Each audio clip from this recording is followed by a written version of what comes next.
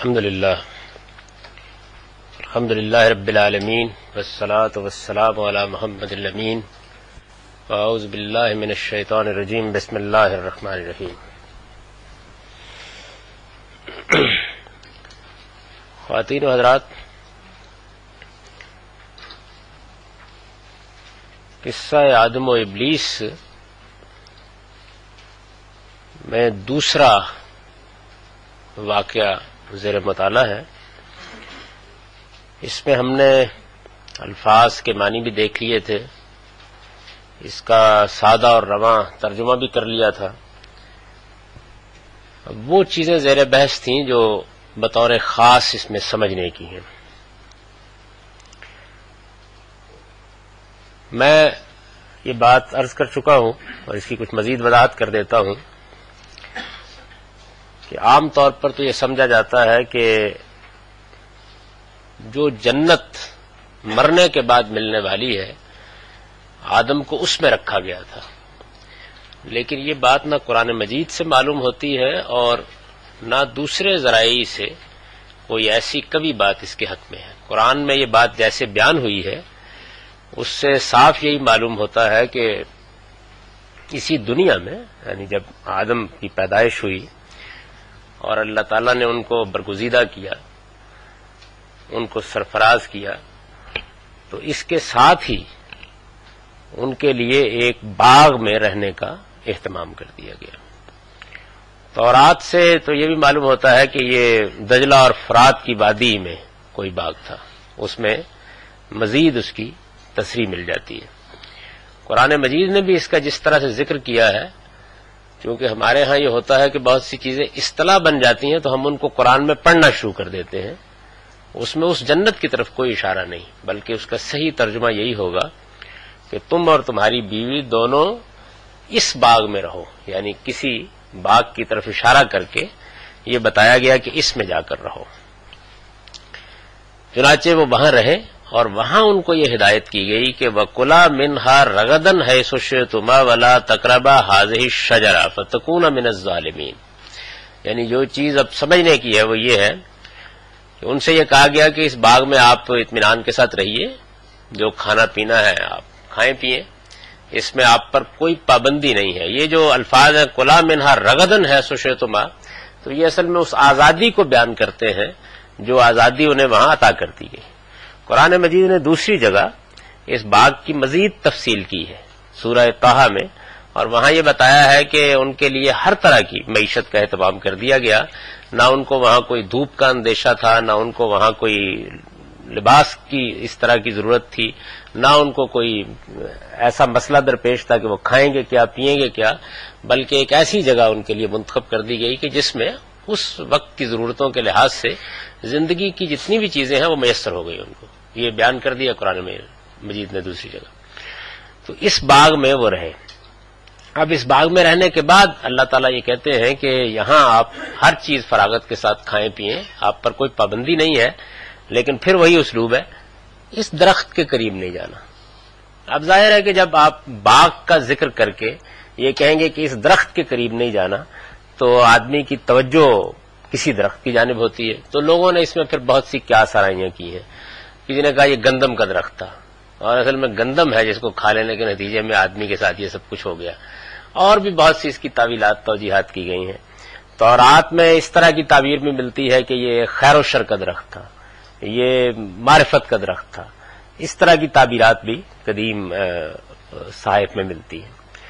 قرآن مجید میں جب میں اس پہ غور کرتا ہوں تو مجھے محسوس ہوتا ہے کہ چند باتیں بالکل واضح ہیں. ایک تو یہ کہ یہاں تو اگرچہ یہ کہا گیا یہ درخت، اور ظاہر ہے کہ جب اس سیاق میں آپ کہتے ہیں کہ یہ درخت تو آدمی کی توجہ کسی خاص درخت کی طرف بھی جاتی ہے. لیکن دوسری جگہ قرآن ہی نے خاص طور پر سورہ طٰہٰ میں، سورہ طٰہٰ کی 120 آیت میں یہ واقعہ پھر بیان ہوا ہے.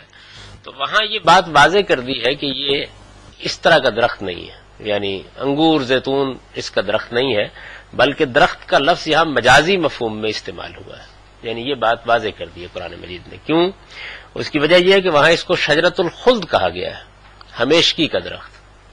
تو یہ تعبیر خود بتا رہی ہے کہ قرآن گندم کا یا انگور کا کوئی پودا نہیں مراد لے رہا، یا کوئی زیتون کا اور انجیر کا پودا نہیں مراد لے رہا، بلکہ وہ ایک دوسری تعبیر اختیار کر رہا ہے۔ اچھا، پھر یہ بات بھی قرآن نے بیان کی ہے تصریح کے ساتھ کہ شیطان نے ان سے یہ کہا کہ اگر تم اس درخت کا پھل کھا لیتے ہو تو اس کے نتیجے میں تم کو نہ صرف یہ کہ ہمیشگی حاصل ہو جائے گی، بلکہ فرشتوں ہی کی طرح تم بھی انسانی معاملات سے بالاتر ہو جاؤ گے۔ یہ بات کہی۔ اس سے یہ بات بھی معلوم ہوتی ہے کہ اللہ تعالیٰ نے یہ تو مہلت دے رکھی ہے وسوسہ ڈالنے والوں کو، ترغیب دینے والوں کو، کہ وہ اپنے پیچھے لوگوں کو لے کر جائیں، لیکن بہرحال ان کو حملہ کرنے کے لیے کوئی ایسی چیز چاہیے ہوتی ہے کہ جو بجائے خود خیر ہو، یعنی اس کو وہ تزیین کر کے پیش کرتے ہیں، کسی برائی کو بھی اچھائی کر کے پیش کرتے ہیں، تب جا کر انسان اس کی طرف لپکتا ہے، کیونکہ اصلاً انسان خیر کو چاہنے والا ہے، اصلاً وہ اچھائی کو چاہنے والا ہے، یہ معلوم ہوتا ہے اس سے۔ پھر یہ ہے کہ جب یہ کہا گیا کہ آپ اس درخت کے قریب نہ جائیں تو اس کے کچھ نتائج بیان کیے گئے، یعنی یہاں تو یہ تفصیل نہیں بیان ہوئی، سورہ طٰہٰ میں اس کے کچھ نتائج بیان کیے گئے ہیں۔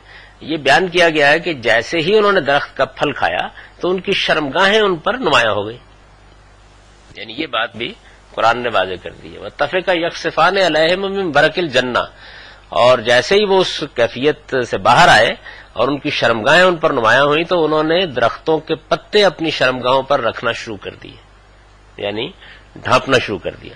یہ بات بھی اس سے معلوم ہوتی ہے۔ تو اس وجہ سے میرا اپنا جو رجحان ہے وہ میں نے یہاں بیان کر دیا ہے، وہ یہ ہے کہ یہ در حقیقت شجرہ تناسل ہے، اور اس کے لیے بھی ہم شجر کا اور شجرہ کا لفظ مجازی مفہوم میں بولتے ہیں، یعنی ہم بھی یہ کہتے ہیں کہ آپ کا شجرہ نسب کیا ہے، تو اس میں شجرہ کا لفظ اصل میں ایک مجازی مفہوم میں بولا جا رہا ہوتا ہے۔ اس کا مطلب یہ ہوتا ہے کہ آپ کے ہاں آپ کی نسل جیسے چلی آ رہی ہے، اس میں باپ دادا کون ہے، اس سے بھی ایک درخت ٹری وجود میں آ جاتا ہے، گویا جیسے کہ آپ دیکھتے ہیں کہ ایک بیج سے چیزیں پھوٹتی ہیں، شاخیں نکلتی ہیں، تو انسان کا جو ذل و شوق کا تعلق ہے، جس تعلق کے نتیجے میں آدم کی ذریت آگے بڑھی ہے، یعنی آدم ایک فانی مخلوق، اس کو بہرحال دنیا سے جانا تھا، اگر وہ میاں اور بیوی کی حیثیت سے زندگی بسر کرنے کے لیے تیار نہ ہوتے یا یہ تعلق آپس میں قائم نہ کرتے تو اس کا لازمی نتیجہ یہ نکلتا کہ بس معاملہ ختم ہو جاتا۔ تو شیطان نے اسی جگہ سے ان کو کہا۔ یہ پابندی بالکل ایسے ہی ہے جیسے کہ اللہ تعالیٰ اب بھی اپنی اطاعت کے لیے رمضان کے مہینے میں پابندی لگا دیتے ہیں، میاں بیوی کے درمیان پابندی لگا دیتے ہیں، تو معلوم ہوتا ہے کہ ان کو میاں اور بیوی کی حیثیت سے وہاں رکھنے کے بعد یہ کہا گیا کہ آپ جو بھی نعمتیں آپ کو حاصل ہیں ان سے فائدہ اٹھائیں، لیکن اس درخت کے، یعنی مجاز کے مفہوم میں کا اس درخت کے قریب آپ نہیں جائیں گے۔ اس میں چونکہ انسان کے اندر ایک فطری کشش رکھی گئی ہے، تو معلوم ہوتا ہے کہ شیطان نے اسی چیز کو ابھارنا شروع کیا، یعنی وسوسہ ڈالنا شروع کیا، رغبت دلانا شروع کی، اور چونکہ اس طرح کی صورتحال میں ایک خاص طرح کی کیفیت بھی آدمی پر طاری ہو جاتی ہے، اور بعض اوقات وہ بھول جاتا ہے اس کیفیت میں کہ اس کو اس چیز سے روکا گیا تھا۔ یہ معاملہ جو ہے یہ اب بھی انسانوں کو پیش آتا ہے اور بالکل اسی طریقے سے پیش آ جاتا ہے، لیکن جب وہ اس کیفیت سے نکلتا ہے تو پھر ہوش کے ساتھ سوچنا شروع کر دیتا ہے کہ یہ میں کیا کر بیٹھا ہوں۔ بالکل یہی صورت قرآن مجید نے بتایا ہے کہ ان کے ساتھ بھی ہوئی، یعنی جب وہ اس مرحلے سے گزر گئے تو اس کے بعد یک بیک یہ محسوس ہوا کہ یہ تو اللہ کے حکم کی خلاف ورزی ہو گئی، اللہ کے حکم کی خلاف ورزی ہو گئی، یعنی یہ نہیں کہ وہ ان کے لیے کوئی بدکاری کی نوعیت کی چیز تھی، ایسی پابندی تھی جیسے میاں بیوی کے تعلق کے اوپر آپ رمضان کے مہینے میں بھی اللہ کی اطاعت کو دیکھنے کے لیے پابندی لگا دیتے ہیں، حالانکہ وہ تعلق جائز ہوتا ہے ان کے ساتھ۔ تو میں اس کو اس طرح سمجھتا ہوں، یعنی میرے نزدیک جو اصل مسئلہ پیش آیا وہ یہ ہے۔ چنانچہ میں نے اس کے اوپر یہ نوٹ لکھا ہے کہ سورہ طٰہٰ کی آیت 120 میں اسے شجرۃ الخلد کہا گیا ہے۔ اس سے واضح ہے کہ لفظ شجرہ یہاں مجازی مفہوم میں ہے، یعنی یہ حقیقی درخت کے معنی میں نہیں ہے، کیونکہ ہمیشگی کا درخت، خیر و شر کا درخت، اگر آپ یہ تعبیر اختیار کریں گے تو یہ تو فیصلہ ہو گیا پہلے ہی مرحلے میں کہ اب یہ گیہوں کا درخت نہیں ہے، انگور کا درخت نہیں ہے، انجیر کا درخت نہیں ہے، یہ وہ درخت نہیں ہے۔ قرآن نے جب یہ بات کہہ دی، اور یہ بات بھی بالکل واضح ہوتی ہے کہ شیطان نے کیا کیا ہوگا، یعنی اس نے یہ کہا ہوگا کہ تم تو فانی مخلوق ہو، تمہاری اگر کوئی ہمیشگی کی ضمانت ہو سکتی ہے تو اسی راستے سے ہو سکتی ہے، اور کوئی شک نہیں کسی راستے سے ہوئی ہے۔ یعنی انسان اس دنیا کے اندر اگر آدم کی حیثیت سے بحیثیت مجموعی موجود ہے تو وہ اصل میں اسی راستے سے موجود ہے۔ آج وہ اس راستے کو بند کر دے تو اس کے بعد فنا ہو جائے گا، یعنی ایک نسل چاہیے بس، خاتمہ ہو جائے گا. تو اس نے کہا یہی کہ میں تم کو ایک ایسی بادشاہی کے بارے میں نہ بتاؤں کہ جو کبھی ختم نہیں ہوگی اگر تم میری بات مان لو. قرآن مجید نے یہی کہا ہے هل ادلکم علی شجرۃ الخلد وملک لا یبلی. دوسری جگہ قرآن کے الفاظ یہ ہیں کہ کیا میں تم لوگوں کو وہ درخت نہ بتاؤں کہ جس کا پھل کھانے کے نتیجے میں تم لوگ ہمیشہ جیو گے اور تمہیں ایک ایسی بادشاہی حاصل ہو جائے گی جو کبھی ختم نہیں ہوگی. یہ بڑی خوبصورت تعبیر ہے اسی صورتحال کی جو آدم اور اس کی ضروریت کو درپیش ہے. یعنی اگر وہ اس درخت کا پھل نہ کھاتے تو خاتمہ ہو جاتا، موت واقع ہو جاتی. اور موت بہرحال آنا تھی، 1000 سال بعد آتی، 500 سال بعد آتی. اس کے بعد آدم اور اس کی ضروریت کے لیے آگے بقا کا کوئی اہتمام نہیں تھا. یہی چیز تھی کہ جو بقا کا اہتمام کر سکتی تھی. یہ بجائے خود تو ایک اچھی چیز تھی، شیطان نے اسی کو مسئلہ بنا لیا اور مسئلہ بنا کے اللہ تعالیٰ نے روک رکھا ہوا تھا، اس کی خلاف ورزی کرا دی. اللہ نے کیوں روک رکھا تھا یہ ہم آگے زیر بحث لائیں گے. شجرۃ الخلد کے لفظ سے جو معنی متبادر ہوتے ہیں اور اس درخت کا پھل کھانے کے جو اثرات قرآن کے دوسرے مقامات پر بیان ہوئے ہیں، یعنی ایک تو ہمیشگی کا درخت. تو یہ سمجھنا پڑے گا نا کہ ہمیشگی کا درخت کس معنی میں. اگر قرآن خود کہتا ہے کہ وہ ہمیشگی کا درخت تھا جس کے بارے میں نفی نہیں کی، یعنی شیطان نے کہا کہ وہ ہمیشگی کا درخت ہے، میں تمہیں بتاتا ہوں کہ تم اس کا پھل کھاؤ گے تو نتیجہ کیا نکلے گا. تو قرآن مجید نے اس کی نفی نہیں کی کہ وہ ہمیشگی کا درخت نہیں تھا، یعنی وہ ہمیشگی کا درخت ہی تھا جس کا پھل انہوں نے کھا لیا. تو ہمیشگی کا درخت جو ہے اگر آپ بھی غور کریں تو کس چیز کو کہیں گے؟ یعنی یہ ہمیشگی کا درخت ہی ہے. اصل میں اسی درخت سے یہ سب شاخیں پھوٹ رہی ہیں اور اربوں کی تعداد میں ضروریت آدم نسلاً بعد نسل سامنے آ رہی ہے. تو اس کے جو اثرات پھر بیان ہوئے ہیں وہ بھی بالکل واضح ہے. یعنی آخر سوال یہ ہے کہ اللہ نے ایک درخت کے بارے میں کہا یہ انجیر کا درخت نہ کھانا، یہ کھجور کا درخت نہ کھانا. تھوڑی دیر کے لیے جو عام طور پر لوگ سمجھتے ہیں وہی بات مان لیجئے. سوال یہ ہے کہ اگلے جملے کا کیا مطلب ہے. یہ قرآن کہہ رہا ہے کہ جیسے ہی انہوں نے پھل کھایا، جیسے ہی اس کا پھل کھا لیا تو بدت لہما سواتہما، ان کی شرمگاہیں ان پر واضح ہو گئی. وجہ نہیں ہے نا یہ بات کہنے کی. واتفقا یخصفان علیہما من ورق الجنہ، یعنی ظاہر ہے کہ وہ شعور جو تھا وہ اصل میں تو اسی تعلق کے حوالے سے پیدا ہوا ہے. جیسے ہی وہ سارا معاملہ ہو گیا، پہلی بار ہوا ہے، پہلی مرتبہ. ہمارے لیے تو یہ چیز جو ہے یا اصل میں ماضی کا ورثہ بھی بن گئی ہے. تو ظاہر ہے کہ وہ احساسات نہیں ہوتے، لیکن جب پہلی بار یہ معاملہ ہوا ہے تو اس پہلی بار معاملے کے جو فطری اثرات ہونے چاہیے بیان ہو گئے. شرم کا احساس نمودار ہوا ہے، شرم کے احساس نے فوراً اس جانب توجہ دلائی ہے اور پھر اس کے بعد وہ درختوں کے پتے لے کے ڈھانپنے لگ گئے اپنے آپ. یعنی جو نتیجہ بیان ہو رہا ہے وہ نتیجہ بھی گیہوں کے درخت کا کیسے ہو سکتا ہے، انجیر کے درخت کا کیسے ہو سکتا ہے. یعنی انجیر کا پھل کھانے کے نتیجے میں یا گیہوں کا پھل کھانے کے نتیجے میں آخر شرمگاہیں کیوں نمایاں ہو جائیں گی؟ کوئی وجہ نہیں ہے اس بات کی. پھر یہ کہ بعض لوگوں نے یہ تعبیر کی ہے کہ ان کو کوئی لباس پہنایا گیا تھا جو درخت کا پھل کھاتے اتر گیا. یعنی دونوں میں کیا منطقی تعلق ہے؟ کسی درخت کا پھل کھانے سے لباس کیوں اترے گا؟ تو میرے نزدیک یہ بڑی خوبصورت تعبیر ہے. ظاہر معاملہ ایسا ہے کہ قرآن نے اس کو بیان اس طرح سے کیا ہے کہ جس کے نتیجے میں بات کہہ بھی دی ہے اور بات نمایاں بھی نہیں کی. بہت خوبصورتی سے بیان کر دیا ہے کہ شیطان نے ان سے کہا کہ آؤ میں تم کو ہمیشگی کے درخت کے بارے میں نہ بتاؤں، پھل کھا لو گے تو اس کے بعد ایسی بادشاہی حاصل ہو جائے گی جو کبھی ختم نہیں ہوگی.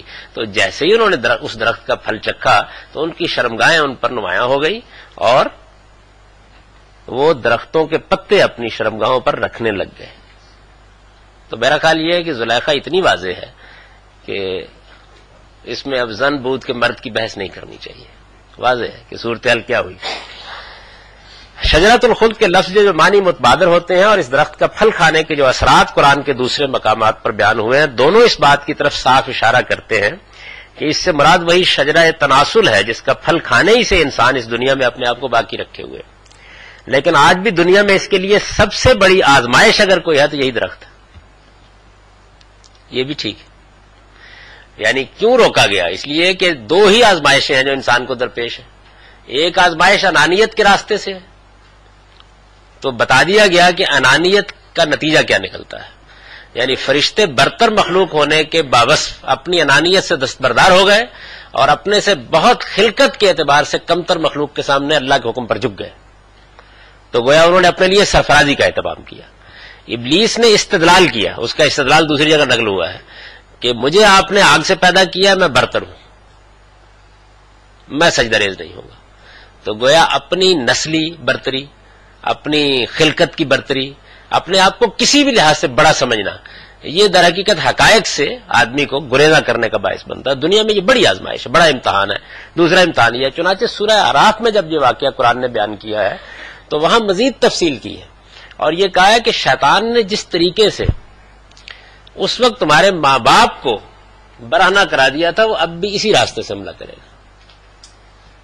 یعنی وہاں مزید اس کو واضح کر دیا ہے.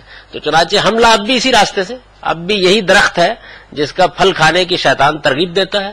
اور اللہ تعالیٰ نے چونکہ اس کے لیے کچھ حدود مقرر کر دی ہیں, بالکل پابندی تو اٹھا دی لیکن کچھ حدود مقرر کر دی ہیں, تو وہ ان حدود سے باہر لے جانے کی کوشش کرتا ہے. اب بھی یہی کرتا ہے اور اس امتحان ہی میں انسان بالعموم ناکام ہوتا ہے. اگر آپ پوری دنیا کی تاریخ کا مطالعہ کریں, اپنی زندگی کا مطالعہ کریں, آپ گرد و پیش کو دیکھیں, آپ انسانی نفسیات کو پڑھیں, تو آپ یہ دیکھیں گے کہ اگر بڑے جرائم جہاں سے پیدا ہوتے ہیں ان کو آپ متعین کرنا چاہیں دو ہی چیزیں کریں گے, ایک انانیت ہے اور دوسرے جنس. یعنی یہیں سے اصل میں باقی سب چیزیں اس سے پھوٹتی ہیں. یعنی قتل, قتال, فساد وہ بھی یہیں سے پھوٹتے ہیں جتنے بھی ہیں, لیکن وہ اصل میں نتیجہ نکلتا ہے اس کا. وہ بھی انانیت ہوتی ہے آدمی کی. جب وہ اس طرح کے اقدامات کرتا ہے تو در حقیقت کہیں اس کی انا مجروح ہو جاتی ہے, کہیں اس کے مفادات مجروح ہو جاتے ہیں, کہیں اس کے تحفظات مجروح ہو جاتے ہیں. اس کا نتیجہ یہ ہوتا ہے کہ وہ ایک خاص طرح کا رد عمل ظاہر کرتا ہے. تو یہ بڑی ہی خوبصورت صورتحال اللہ تعالیٰ نے پیدا کی کہ ان کو جنت میں ایک باغ میں رکھا اور باغ میں رکھنے کے بعد یہ بات نمایاں ہونے دی کہ تم کیا ہو,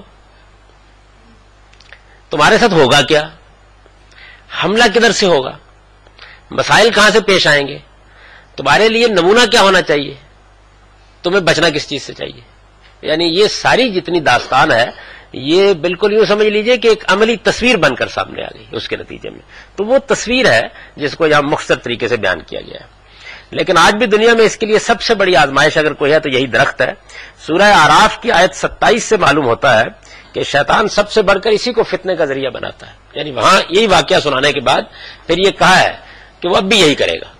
تو اب بھی وہ کیا کرتا ہے, یعنی آگے انار کا درخت کھلاتا ہے. یہ کہا ہے نا قرآن مجید نے کہ یہ واقعہ ہوا اور شیطان نے تمہارے ماں باپ کو جنت سے نکلوایا, میری نعمتوں سے محروم کرایا, اب بھی وہ یہیں سے حملہ آور ہوگا. تو وہ کیسے حملہ آور ہوتا ہے اب یہاں سے؟ ظاہر ہے کہ نتیجے اور واقعے کو اگر آپ ملا دیں تو وہی صورت بنتی ہے, کوئی اور صورت نہیں بنتی. اللہ تعالیٰ نے میاں بیوی کو ایک دوسرے کے لیے لباس قرار دیا اور انہیں اجازت دی کہ وہ یہ لباس پہن کر اس درخت کا پھل کھائیں, لیکن شیطان ہمیشہ انہیں اس لباس کے بغیر ہی اس کا پھل کھانے کی ترغیب دیتا رہتا ہے. کیا کرتا ہے بھائی, یہ کرتا ہے. یعنی جو اللہ نے ملبوس تجویز کیا ہے اس کو وہ کہتا ہے کہ اتار دو. قرآن مجید نے یہ استعارہ استعمال کی دوسری جگہ, عورتیں تمہارے لیے لباس ہیں اور تم ان کے لیے لباس ہو. تو اس کا مطلب یہ ہے کہ ایک پردہ ہے جس کا اہتمام کیا گیا ہے اس درخت کا پھل کھانے کے لیے. شیطان کہتا ہے اس کو اتار دو, کیونکہ بیوی لباس ہے نا, دوسری عورت تو لباس نہیں ہے. تو اس وجہ سے بڑے خوبصورت اسلوب میں اس جانب اشارہ کر دیا گیا ہے. تو یہ میرے نزدیک اس کا مطلب ہے. اس کے بعد یہ بات میں پہلے واضح کر چکا ہوں کہ آدم ظاہر ہے کہ اللہ تعالیٰ نے ان کو پیغمبری کے منصب پر فائز کرنا ہے. وہ معمولی شخصیت نہیں ہے, یعنی ہمہ شمار نہیں ہے, ایک غیر معمولی شخصیت ہے. تو یہ سوال پیدا ہوتا ہے نا کہ ایک درخت مثال کے طور پر کہا گیا یہ انگور کا درخت ہے, پھل نہیں اس کا کھائیں گے, تو اس کا پھل کھانے پہ آمادہ کرنے کے لیے وہ کیا محرک ہے جو انسان کے اندر پیدا ہوتا ہے. یعنی ایک قرآن مجید کہتا ہے وہ نسیا ولم نجد لہو عزما, یعنی شیطان نے جب ان کو بار بار آ کے ترغیب دینی شروع کی تو اس کے نتیجے میں وہ کچھ خود فراموش ہو گئے اور اپنے عزم پر قائم نہیں رہ سکے. تو یہ چیز جو پیدا ہوئی آدم کے اندر, اور ظاہر ہے کہ ایک غیر معمولی اچھائی کے لیے پیدا ہوئی, یعنی شجرہ خلد کہا ہے نا, ہمیشگی حاصل کرنے کے لیے, اپنی نسل کی بقا کے لیے. تو یہ چیز ان کے اندر پیدا ہے. لیکن آپ کتنی ترغیب بھی دے دیں, سوال یہ ہے کہ کوئی محرک ہونا چاہیے نا. مثلا مال کے لیے انسان کے اندر ایک رغبت رکھی گئی ہے, تو جب آپ مال کی رغبت کی طرف اس کو ترغیب دیتے ہیں تو کچھ وقت کے لیے وہ مزاحمت کرتا ہے, پھر مزاحمت کرتا ہے, اور پھر جب یہ دیکھتا ہے کہ اچھا اس سے تو یہ چیز آسانی سے حاصل ہو سکتی ہے, تو چونکہ رغبت بہت ہے اندر تو اس وجہ سے کوئی نہ کوئی غلط کام کر ڈالتا ہے. یعنی آپ ویسے مثال کے طور پر اس ہال میں داخل ہوں اور داخل ہو گئے کہ اس نشست پر نہیں بیٹھنا, تو آدمی نہیں بیٹھے گا. یعنی کوئی دائیات ہونے چاہیے نا اندر جس کو ابھارنے، جس کو ترغیب دینے کے نتیجے میں آدمی نسیا و لم نجد لہو عزما کی کیفیت میں مبتلا ہو جائے، یعنی ایک خود فراموشی کی کیفیت اس پر طاری ہو اور وہ کچھ دیر کے لیے بھول جائے کیا ہو گیا ہے. یہ ہونا چاہیے. تو قرآن مجید نے اس کو بیان کیا ہے. اب ظاہر ہے کہ اس نے کہا جی میں حیات جاویدہ اور ابدی بادشاہی کا راز آپ کو بتانے والا ہوں. یہاں سے تو اصل میں گویا متوجہ کرنے کا عمل اس نے شروع کیا، لیکن متوجہ کرنے کا جو عمل ہے یہ کامیاب نہیں ہو سکتا تھا جب تک کہ اندر ایک غیر معمولی داعیہ موجود نہ ہو. تو وہ خدا نے رکھا ہے. تو آپ دیکھیں کہ وہ ترغیب جب بڑھتی چلی گئی ہے تو پھر جسمانی قرب نے وہ کیفیت بھی پیدا کر دی ہے کہ جس میں نسیہ لم نجد لہو عزما کی کیفیت پیدا ہو جائے. میں نے اس کو بھی ایک اچھے اسلوب میں بیان کر دیا ہے. یعنی اچھا، میں اس معنی میں نہیں کہہ رہا کہ میرا اسلوب اچھا ہے، بات یہ ہے کہ ایسا اسلوب کہ جس میں بات کچھ پردے میں رہ جائے. اس نے آدم و حوا سے کہا کہ حیات جاویدہ اور ابدی بادشاہی کا راز اسی درخت کے پھل میں ہے جسے تمہیں محروم کر دیا گیا. انہوں نے کہا بات یہیں سے ہونی ہے. چنانچہ اس ترغیب سے، اور تورات میں تو خیر وہ تعبیر بھی ہے اور تالمود میں بھی ہے کہ وہ باغ کے درمیان کا پھل تھا، باغ کے درمیان کا پھل تھا، بار بار اس کو بیان کیا. چنانچہ اس ترغیب سے وہ اس پھل کی طرف متوجہ ہوئے اور اس کی خواہش میں جو غیر معمولی کیفیت انسان پر طاری ہو جاتی ہے اس سے مغلوب ہو کر شیطان کے فریب میں آ گئے اور یہ پھل کھا بیٹھے. یعنی یہی بات کرینِ قیاس بھی ہے، ورنہ ایک غیر معمولی ہستی یہ نہیں ہو سکتا تھا کہ اس طرح کی صورتحال کا شکار ہو جائے. اور اب بھی غیر معمولی سے غیر معمولی ہستی، یعنی پھر دوسری مثال قرآن نے دی ہے کہ جب زلیخا نے دروازے بند کر لیے اور اس نے کہا یوسف سے ہے تلک آ جاؤ، تو تب اللہ تعالیٰ کہتے ہیں کہ اگر ہماری برہان نمودار نہ ہو جاتی تو وہ بھی آمادہ ہو چکی تھی اور وہ بھی آمادہ ہو جاتا. یعنی یہ محض شیطان کی تقریر سے نہیں ہو سکتا، اس کے اندر انسان کے اندر دائیات رکھے گئے ہیں اس کے لیے. چنانچہ انہی کو اس نے ابھارا، قرب پیدا کیا اور اس کے بعد وہ کیفیت. اچھا، جب اس کیفیت سے انسان نکلتا ہے ہوش آ جاتا ہے. وہی ہوش ہے جس میں تفقہ یکسفان علیہم من برق الجنہ، یعنی پھر وہ یہ کیا ہو گیا، اور پھر وہ درختوں کے پتے جو تھے اس سے انہوں نے اپنی شرمگاہ ڈھانپنی شروع کر دی. یہ قرآن نے تصویر کھینچی ہے. اب میرے خیال کے مطابق تو صورتحال واضح ہے، لیکن اس کے باوجود اگر آپ کہتے ہیں کہ یہ انار کا درخت ہے تو میں اس پہ کوئی زیادہ بحث نہیں کرتا. اس کی وجہ یہ ہے کہ ہم مسلمانوں کا یہ مزاج ہے، جیسے میں نے آپ کو سنا تھا، ہمارے استاد ایک ضرب المثل سنایا کرتے تھے کہ بھئی معاملہ یہ ہے کہ بعض اوقات اللہ تعالیٰ بھی، اللہ کا پیغمبر بھی اور کوئی صاحب علم بھی پوری بات جو ہے وہ ہر لحاظ سے بتا دیتا ہے، لیکن وہ کہتے ہیں کہ نہیں. تو اس کے لیے وہ سنایا کرتے تھے کہ کسی نے پہیلی سنائی کہ دال بھات کھاتی ہے، کھپرے کھپرے پھرتی ہے، میاؤں میاؤں کرتی ہے، پوچھا کیا ان کا کتا ہے. یعنی قرآن مجید نے یہ پہیلی جو بیان کی ہے یہ میرے خیال میں بہت واضح ہے. باقی یہ کہ اس کے باوجود اگر آدمی کہتا ہے کہ انجیر کا درخت تھا تو وہ یہ رائے رکھ سکتا ہے. اچھا، پھر اس کے بعد ایک مسئلہ یہ ہے جس سے لوگوں کو بڑی غلطی لگی. وہ مسئلہ یہ ہے کہ اس میں پھر اللہ تعالیٰ کہتے ہیں، دیکھیے میں اس آیت کو پڑھ رہا ہوں، تم اور تمہاری بیوی دونوں اس باغ میں رہو اور اس میں سے جہاں سے چاہو فراغت کے ساتھ کھاؤ. ہاں البتہ تم دونوں اس درخت کے پاس نہ جانا ورنہ ظالم قرار پاؤ گے. پھر شیطان نے ان کو وہاں سے پھسلا دیا اور جس حالت میں وہ تھے اس سے انہیں نکلوا کر چھوڑا اور ہم نے کہا یہاں سے اتر جاؤ، یہاں سے اتر جاؤ. تو لوگوں نے جب یہ الفاظ پڑھے اتر جاؤ تو انہوں نے کہا کہ یہ تو کوئی آسمان پہ جنت ہونی چاہیے، یہاں سے ان کو اتار دیا گیا. یہ عربی زبان کے اسلوب سے ناواقفیت ہے.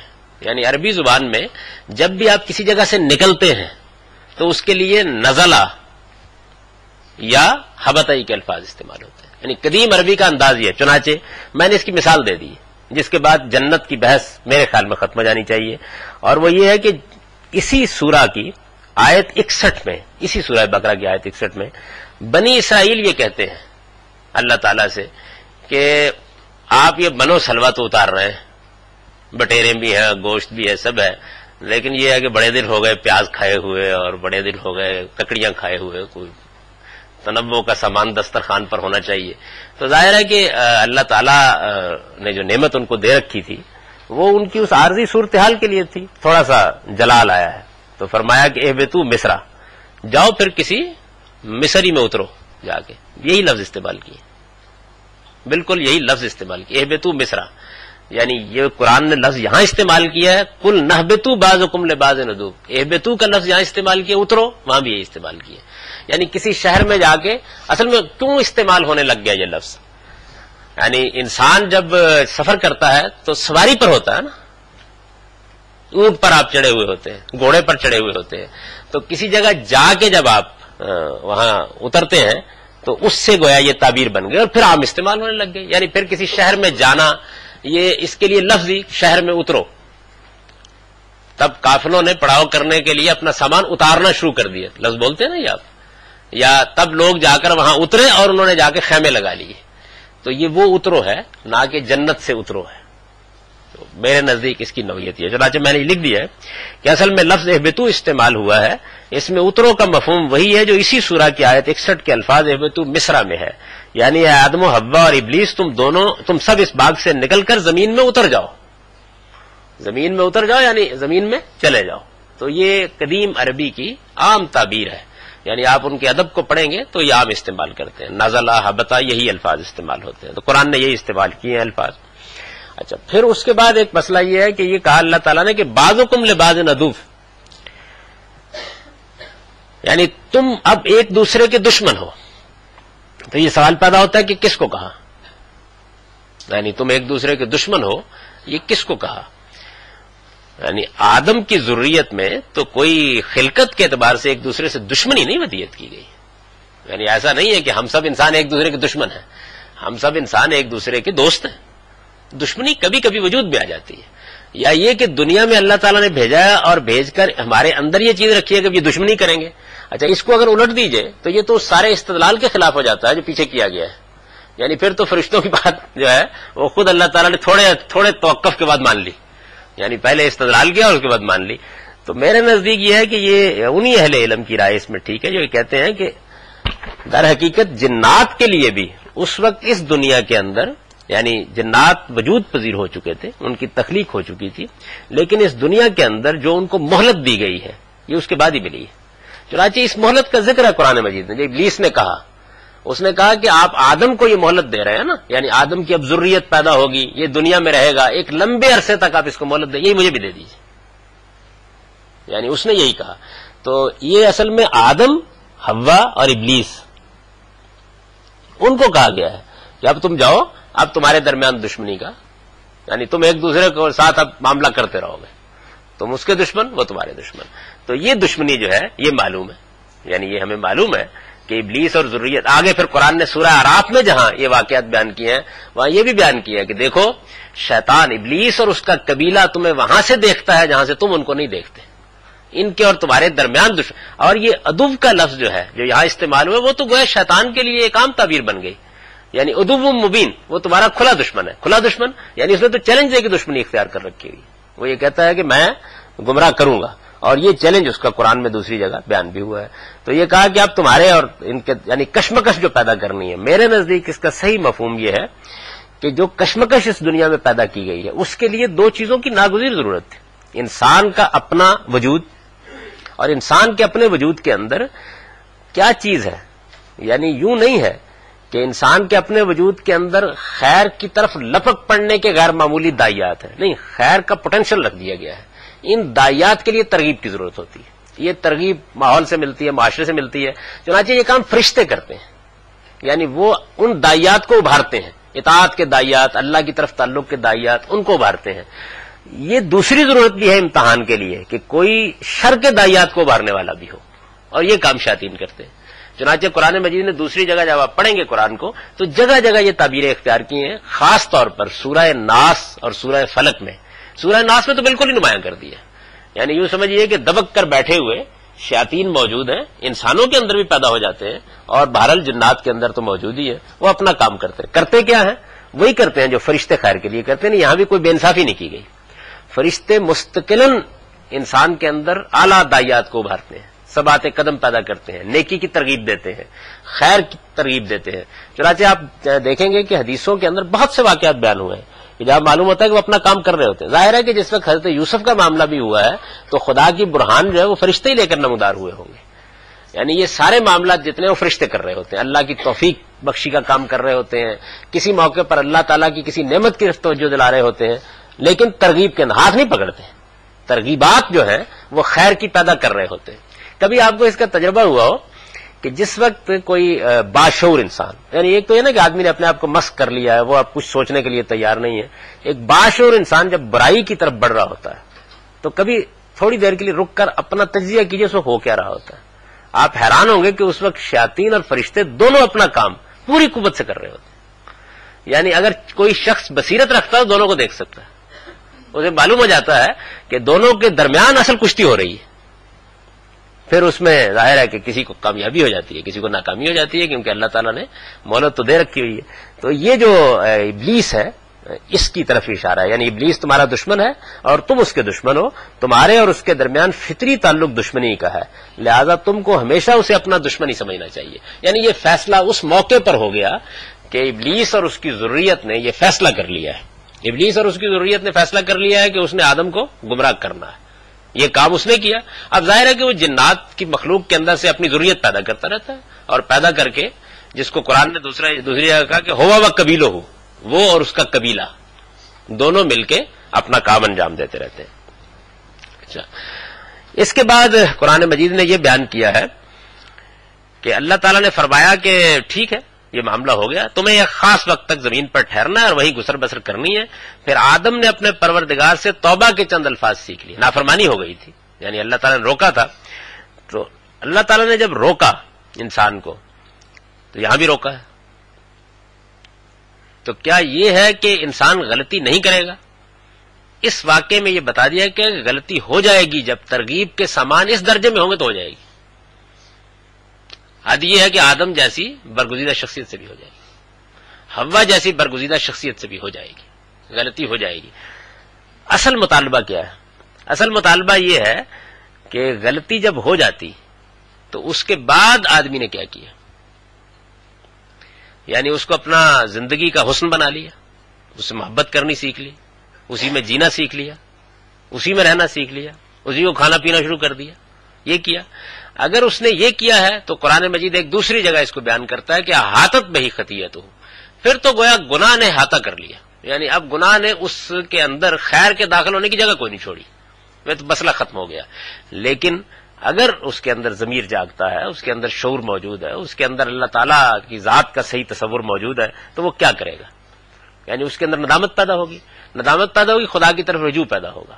اور یہ چیز جیسے ہی وجود میں آتی ہے تو گویا انسان کے لیے تطہیر اور پاکی کا باعث بن جاتی ہے. یعنی اللہ تعالیٰ جیسے آپ کے کپڑے پر داغ لگا, آپ دھو دیا, صاف ہو گیا.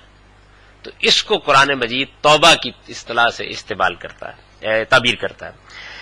میں نے لکھا کہ اس سے اللہ تعالیٰ کی سنت معلوم ہوتی ہے کہ انسان جب گناہ کر لینے کے بعد ندامت اور شرمندگی کے ساتھ اپنے پروردگار کی طرف متوجہ ہوتا ہے, یعنی جب انسان یہ فیصلہ کر لیتا ہے کہ مجھے ندامت بھی ہے, میں شرمندہ بھی ہوں, میں اس سے نکلنا چاہتا ہوں, اور اپنے رب کی طرف متوجہ ہوتا ہے, تو وہ نہ صرف یہ کہ اسے توبہ کی توفیق دیتا ہے, یہ آدم کو حاصل ہو گئی, بلکہ اس کے لیے موضوع الفاظ بھی اس کے دل میں ڈال دیتا ہے. یعنی اللہ تعالیٰ کی طرف سے اب یہ موضوع الفاظ ظاہر ہے کہ دل میں ڈالنے کی ضرورت اس لیے نہیں ہے کہ یہ موضوع الفاظ خود اپنی ایک تاریخ بنا چکے ہیں, یعنی وہ پیغمبروں نے بہت سکھا دیے ہم کو. لیکن جب پہلا معاملہ ہوا تو یہ آج تو ہے نا کہ دعا کیسے مانگی جائے. آپ خیال کریں گے اصل میں جو چیز میسر ہو جاتی ہے آدمی نہیں جانتا کتنی مشکل سے میسر ہوئی تھی. خدا سے دعا کیسے مانگی جائے, توبہ کیسی کی جائے, مغفرت کیسے طلب کی جائے, یہ ہمیں پیغمبروں نے سکھایا ہے, اور اتنے خوبصورت الفاظ میں سکھایا ہے, اتنے اعلیٰ اسالیب میں سکھایا ہے کہ ہم آج محتاج نہیں ہیں اس معاملے میں. لیکن آپ تھوڑی دیر کے لیے سوچئے کہ اگر ایسا نہ ہو, اور جنہوں نے پیغمبروں سے یہ ہدایت نہیں پائی ان کے ساتھ کیا گزرتی ہے, ان کی دعائیں دیکھ لیجئے, ان کے ساتھ کیا معاملہ ہوتا ہے. تو اللہ تعالیٰ موضوع الفاظ ڈال دیتا ہے. آدم علیہ السلام کو جو الفاظ اس موقع پر اللہ تعالیٰ نے سکھائے وہ سورہ اعراف کی آیت 23 میں بیان ہوئے ہیں. سورہ اعراف کی جو آیت 23 ہے اس میں وہ الفاظ بھی بیان ہو گئے ہیں. اللہ تعالیٰ نے یہ سکھایا کہ اس طریقے سے آپ یہ دعا کر سکتے ہیں. اب ہوا کیا, یعنی انسان نے جیسے ہی وہ الفاظ سیکھے تو ان کے ذریعے سے فوراً توبہ کرنے کے لیے آمادہ ہو گیا. یعنی شیطان نے بھی, ابلیس نے بھی غلطی کی, اللہ تعالیٰ نے توجہ دلائی کہ یہ تم نے کیا کیا ہے, یعنی خدا کے سامنے کرتے ہو. اس نے کہا کہ جی بات یہ ہے کہ آپ نے مجھے تو آگ سے پیدا کیا تھا, جس کو مٹی سے پیدا کیا ہے, اس کے بعد یہ کیا دھاندلی شروع کر دیا آپ نے, آپ کہتے ہیں کہ اس کے سامنے میں سجدہ ریز ہو جاؤں, یہ تو میری احانت ہے. تو قرآن نے کہا ابا واستکبر, یعنی اس نے انکار کر دیا اور اس کے اندر تکبر پیدا ہو گیا. تکبر اتنا بڑا جرم ہے, وہی انانیت. تکبر کیا چیز ہے, اس کو حضور نے بیان کیا نا. ایک موقع پر پوچھا کسی نے کہ کیا اپنے آپ کو اچھا سمجھنا، اپنی کوئی خوبی محسوس کرنا، کوئی اچھا لباس پہن لینا، اچھا گھر بنا لینا، یہ تکبر ہے؟ تو حضور نے فرمایا نہیں، کوئی چیز تکبر نہیں ہے. تکبر یہ ہے کہ بطر الحق و غمت الناس، تم دوسروں کو حقیر سمجھو اور کسی صحیح بات کے سامنے ڈٹ جاؤ، یہ تکبر ہے. تو یہ جو تکبر ہے اس کا اظہار شیطان سے ہوا. اور قرآن نے ایک دوسری جگہ یہ بیان کیا ہے کہ اللہ تعالیٰ جنت میں کسی مستکبر کو، تکبر کرنے والے کو داخل نہیں کرے گا. اونٹ سوئی کے ناکے میں داخل ہو سکتا ہے، مستکبر جنت میں نہیں جا سکتا. یعنی یہ اصل میں وہ جرم ہے جو ابلیس سے ہوا ہے، اور اسی پر متنبع کیا گیا ہے. انسان جب غلطی کرتا ہے، گناہ کرتا ہے، تو غلطی اور گناہ تکبر نہیں ہے. یعنی آدم سے غلطی ہوئی، جیسے ہی رجوع ہوا تو فوراً اپنے رب کی طرف پلٹے. اللہ تعالیٰ نے توبہ کے الفاظ القاء کیے تو فوراً زبان پر آ گئے اور اپنے پروردگار کے سامنے سجدہ ریز ہو کے انہوں نے اپنے مالک سے معافی مانگ لی. تو میں نے یہ لکھا کہ اس لیے کہ انسان اپنی فطرت کے لحاظ سے کوئی مجرم نہیں ہے. وہ اگر گناہ کرتا ہے تو اس وجہ سے نہیں کرتا کہ وہ ازلی گناہ گار ہے، جیسے کہ مسیحی علم کلام میں یہ مان لیا گیا کہ وہ تو ازلی گناہ گار ہے. اس وجہ سے نہیں انسان گناہ کرتا، بلکہ اللہ تعالیٰ نے ارادے اور اختیار کی جو نعمت اسے عطا فرمائی ہے اس کے سوء استعمال کی وجہ سے گناہ کرتا.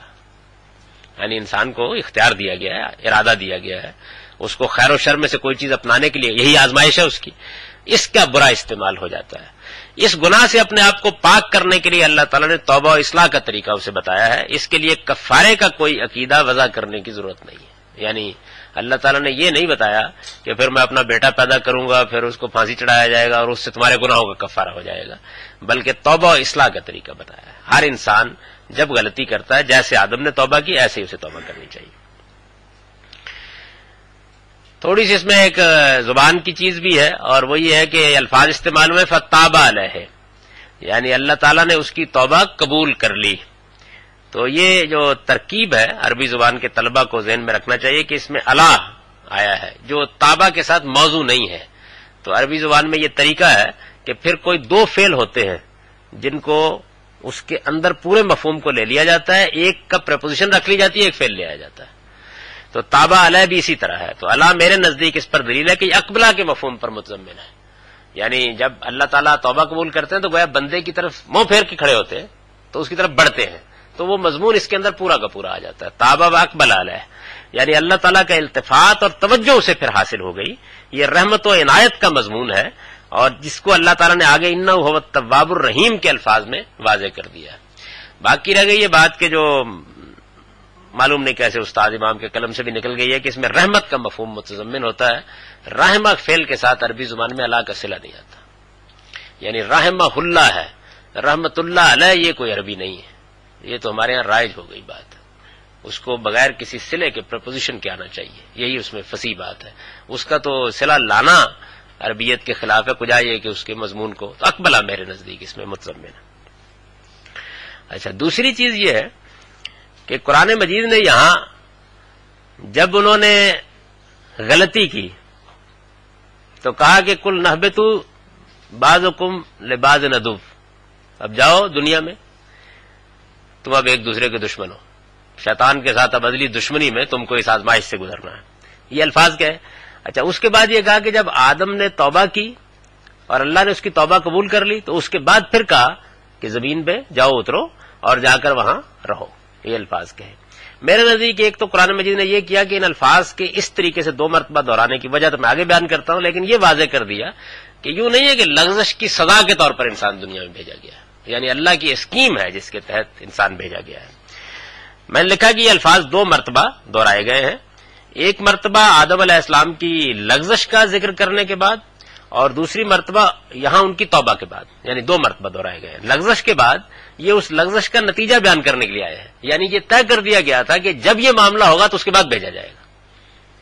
یہ نہیں کہ لغزش جو ہے وہ باعث بن گئی ہے، بلکہ لغزش جو ہے وہ اصل میں امتحان کے پورا ہو جانے کی علامت بن گئی ہے.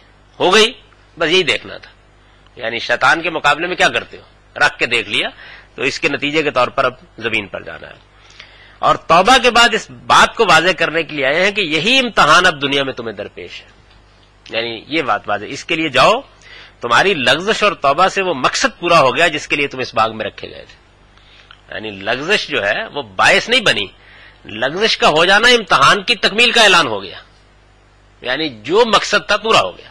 آپ کو اسی لیے رکھا گیا تھا کہ یہ آپ پر واضح ہو جائے. یعنی سارا معاملہ جو ہے اگر آپ غور کریں تو یہ جو کچھ ہوا، یعنی اطاعت کا حکم دیا گیا، فرشتے سرنگوں ہو گئے، شیطان نے ابا کی، استکبار کر کے کھڑا ہو گیا، آدم کو اس نے ورگلانے کے لیے اس کے سامنے ایک خیر رکھا، وہ اس کے سحر میں آ گئے. جو دائیات انسان کے اندر رکھے گئے ان میں سب سے بڑے دائیے کو اس نے ابھارا. اس دائیے کے تحت غلطی ہو گئی، غلطی ہونے کے بعد فوراً ندامت ہوئی، ندامت کے نتیجے میں توبہ کی، توبہ کو خدا تعالیٰ نے قبول کر لیا. فرمائیے اس کے بعد دین کی مزید کسی ہدایت کی ضرورت باقی رہ جاتی. یہی سارا کچھ ہے، یہی داستان ہے نا ساری کی ساری. تو معلوم ہوتا ہے کہ گویا ساری ہدایت جو بعد میں اللہ تعالیٰ نازل فرماتے ہیں وہ اس وقت عملاً سب سامنے آ گئی. معلوم ہو گیا کہ یہ ہونا ہے اور اس میں یہ کرنا ہے تم کو. چنانچہ آگے آپ دیکھیں گے کہ جیسے یہ بات ہوتی ہے تو اللہ تعالیٰ کیسے اگلی بات کہتے ہیں. جی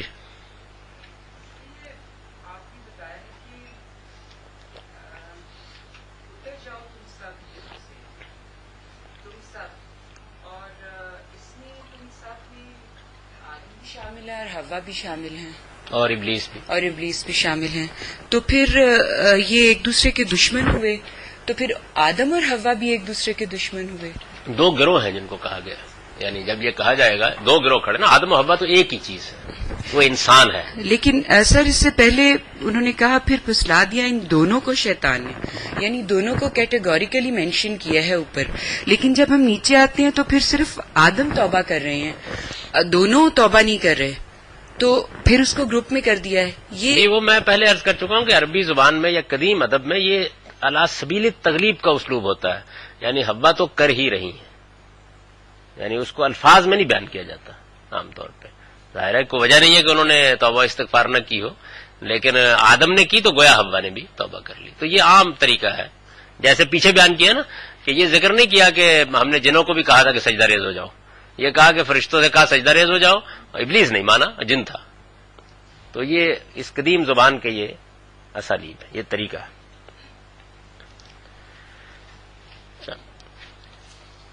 اس پر میں نے ایک یہ جو لغزش ساری کی ساری ہوئی ہے اس کے بارے میں ایک نوٹ ہے کہ اس پورے واقعے سے معلوم ہوا کہ دنیا کی زندگی میں جو سب سے بڑا امتحان انسان کو پیش آئے گا وہ انانیت اور جنسی جبلت کے راستے سے پیش آئے گا.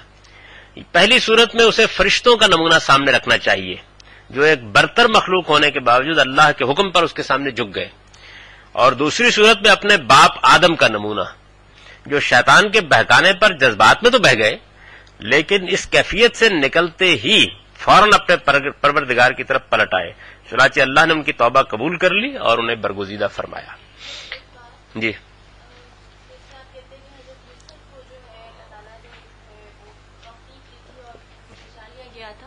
تو اسی طرح حضرت آدم کو بھی اللہ تعالیٰ بچا سکتے تھے. اس کا مطلب ہے کہ اللہ تعالیٰ نے خود یہ اسکیم واضح کرنے کے لیے سب کچھ کیا. جی بالکل ایسا ہی مطلب مرضی شامل تھی اللہ تعالیٰ ہونے دیا معاملہ. ویسے وہ معاملہ تو ہونا ہی تھا، یعنی اس کو ہونے دیا. یوسف کے معاملے میں تو ایک ایسی صورتحال پیدا ہو رہی تھی کہ جو ایک بدترین گناہ ہے. یہاں تو میاں بیوی ہیں، یعنی ہیں تو دونوں میاں بیوی، تو اس وجہ سے یہاں گناہ کوئی ایسا معاملہ نہیں ہو رہا تھا بلکہ وہی چیز تھی جو نمایاں کرنا پڑے، تو ہونے دیا گیا اس معاملے کو. اچھا اب اس کے بعد آگے بڑھیے تو آگے اللہ تعالیٰ یہ فرماتے ہیں کہ تم اب جاؤ زمین میں رہو، وہاں پہ جا کے فَإِمَّا يَأْتِيَنَّكُم مِّنِّي هُدًى فَمَن تَبِعَ هُدَايَ فَلَا خَوْفٌ عَلَيْهِمْ وَلَا هُمْ يَحْزَنُونَ. یعنی جتنی ہدایت اس وقت مقصود تھی وہ دے دی گئی ہے، اور اب اس کے بعد ضرورت پڑے گی ہدایت کی. تو میری طرف سے اگر کوئی ہدایت تمہارے پاس آئے تو یاد رکھو کہ تم میں سے جو لوگ میری اس ہدایت کی پیروی کریں گے ان کا صلہ جنت ہے. انہیں وہاں کوئی اندیشہ ہوگا اور نہ وہ کوئی غم کبھی کھائیں گے، اور جنہوں نے اس کا انکار کیا اور ہماری آیتوں کو جھٹلایا وہ دوزخ کے لوگ ہیں، وہ ہمیشہ اسی میں رہیں گے. یعنی اسی موقع پر یہ بتا دیا گیا کہ اب جہاں ضرورت پڑے گی میری ہدایت آئے گی. یعنی بات کو یہاں ختم کیا گیا ہے، یہ سارا سلسلہ بیان یہاں ختم ہوا ہے. مطلب کیا ہے؟ یعنی تم جس امتحان میں ڈالے گئے ہو وہ بڑا سخت امتحان ہے. اس میں تنہا اپنی عقل و فطرت کی رہنمائی سے تمہیں کامیابی میں مشکل ہو سکتی ہے. میری رحمت کا تقاضا ہے کہ اس میں تمہاری ہدایت کا سامان کروں. یہ یعنی بات کا مطلب یہ ہے کہ میری رحمت تمہارے ساتھ ہے اور میں تمہاری ہدایت کا سامان کروں گا، لہذا میں یہ سامان کروں گا تاکہ جس نے ہدایت پانی ہے وہ ہدایت پائے، اور جس نے گمراہی کے راستے پر چلنا ہے وہ پوری طرح اتمام حجت کے بعد چلے، یعنی کسی کے پاس عذر نہ رہے. اور جزا و سزا کے دن اپنا کوئی عذر پیش نہ کر سکے. یہ جو الفاظ قرآن استعمال کرتا ہے لا خوف علیہم ولا هم یحزنون، یہ جنت کی تعبیر ہے. یعنی جنت کی زندگی اور دنیا کی زندگی میں اگر دو لفظوں کا فرق بیان کیجئے تو دنیا کی زندگی کیا ہے؟ ماضی کے پچھتاوے، مستقبل کے اندیشے. یہی ہے، یہی چیز ہے. اور جنت کیا ہے؟ جہاں نہ ماضی کا کوئی پچھتاوا ہوگا نہ مستقبل کا کوئی اندیشہ ہوگا. اصل جنت یہ ہے. باقی تو اصل میں جتنی چیزیں ہیں وہ اس کی تفصیلات ہیں، تو قرآن اس میں اس کو بیان کر دیتا ہے. قرآن مجید میں یہ الفاظ جنت کی تعبیر کے لیے خاص ہیں، یعنی ایسی جگہ جہاں نہ مستقبل کا کوئی اندیشہ ہوگا اور نہ ماضی کا کوئی پچھتاوا. خوف اور حزن کے جو الفاظ اصل میں آئے ہیں وہ اسی مفہوم پر دلالت کرتے ہیں، اس لیے کہ خوف کسی پیش آنے والے خطرے کا ہوتا ہے اور حزن رفتہ و حاضر کے کسی نقصان کا. آدمی غم کرتا ہے کسی چیز کو کھو دینے پر، اور خوف ہوتا ہے آگے جو پیش آنے والا ہے اس کا. دنیا کی زندگی اس کے برعکس اگر دیکھیے تو مستقبل کے اندیشوں اور ماضی کے پچھتاووں ہی کا نام ہے. یہ اللہ تعالیٰ نے بات جہاں ختم کی ہے تو دیکھیے اس میں یہ کہا ہے نا کہ جو لوگ میری ہدایت کی پیروی کریں گے ان کا صلہ جنت ہے. تو اس کا مطلب یہ ہوا کہ انسان کو اس دنیا میں بھیجنے کے بعد اس کے سامنے جو نصب العین رکھا گیا ہے وہ جنت ہے، یعنی اس نے اس کو پانا ہے. اس سے واضح ہوا کہ انسان کا نصب العین ازل ہی سے جنت الفردوس ہے. وہ اس کو پانے کے لیے اس دنیا میں بھیجا گیا ہے. یعنی دنیا میں اس کے بھیجنے کا مقصد ہی یہ ہے کہ وہ اس جنت کو اپنے استحقاق کی بنیاد پر پائے، اپنے آپ کو امتحان میں کامیاب کر کے پائے. جیسے میں نے عرض کیا تھا کہ جو جواب اللہ تعالیٰ نے دیا ہے وہ بھی یہی ہے کہ میں نے یہ امتحان سارا اس لیے برپا کیا اور انسان کو دنیا کی بادشاہ اس لیے دی ہے کہ مجھے اپنی جنت کے لیے لوگ منتخب کرنے ہیں. تو یہ انتخاب ہے جس کو امتحان بنایا گیا ہے، یہ ہمارا نصب العین ہے. اچھا، اب آپ دلچسپ بات دیکھیں کہ انسان کے تمام اعمال جتنے ہیں اگر آپ کبھی غور کریں انسان کے اندر اتر کر تو اس کا محرک یہی جنت ہے. انسان کے تمام اعمال کا محرک اس کا کیا ہے؟ یہی جنت ہے. اچھا، اب آپ فرمائیں گے کہ ایسا تو نہیں، یعنی انسان تو دنیا کے اندر بڑی جدوجہد کرتا ہے دنیا کے لیے. وہ اگر اس کی اصلی جگہ پر اس کے حصول کی جدوجہد نہ بھی کر رہا ہو، یعنی کیا کرے گا؟ یا تو جنت جہاں ملنی ہے اس کے حصول کی جدوجہد کرے گا، کیونکہ یہ نصب العین ہے، اس کے لیے اس کی فطرت کے اندر ارج رکھا گیا ہے، بڑا شدید داعیہ ہے کہ وہ جنت کو پائے. اب جنت کو پانے سے اس نے انکار کر دیا، یا جنت کا تصور اس پر واضح نہیں ہوا، یا وہ اس پر مطمئن نہیں ہوا، تو آپ کا خیال ہے کیا کرے گا؟ وہ اپنے علم و عمل کی تمام صلاحیتیں پھر اسی دنیا میں اسے پانے کی جدوجہد میں صرف کرے گا. یعنی یا اس جنت کے لیے یا دنیا کو جنت بنانے کے لیے، انفرادی اور اجتماعی سطح پر. پوری انسانیت کی تاریخ یہی ہے. یہ چیز اس کی فطرت میں ودیت ہے، وہ نہ چاہتے ہوئے بھی اسی نصب العین کے لیے جیتا اور اسی کے لیے مرتا. یعنی جو نصب العین اندر رکھ دیا گیا ہے یا تو وہ صحیح جگہ پہ اس کو پائے گا یا دنیا میں پائے گا. دنیا کے اندر ہمارے اس پچھلے 200 سال میں جو تحریکیں اٹھیں، ایک لفظ میں بیان کیجیے اگر ان تحریکوں کو، تو وہ دنیا میں جنت کو پانے کی جدوجہد ہے.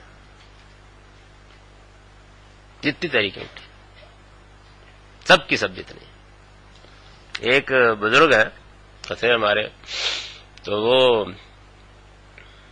مولانا مودودی صاحب سے ملنے کے لیے گئے. مل کے جب آئے تو پوچھا کسی نے کہ کیا ملاقات رہی، تو ایک لفظ میں انہوں نے تبصرہ کیا کہ ان کو اصرار ہے کہ وہ دنیا میں جنت بنا کے رہیں گے. یعنی پوری دعوت کو انہوں نے ایک لفظ میں بیان کر دیا. اس وقت بھی اگر آپ غور کریں تو سارا جتنا کچھ بھی ہو رہا ہے وہ یہی ہو رہا ہے. اور اصل کشمکش کے آخری الفاظ کہہ رہا ہوں، پیغمبر جنت جہاں ہے بتانے کے لیے کھڑے ہیں، اور دنیا کے مفکرین جہاں وہ کبھی نہیں ملے گی اسے دینے کے لیے کھڑے ہیں. ایک ہی کشمکش، ایک ہی. جی وہ تو آپ جب نہیں جاتے وہاں پہ تو کہیں نہ کہیں تو جائیں گے. فارغ تو نہیں بیٹھ سکتے.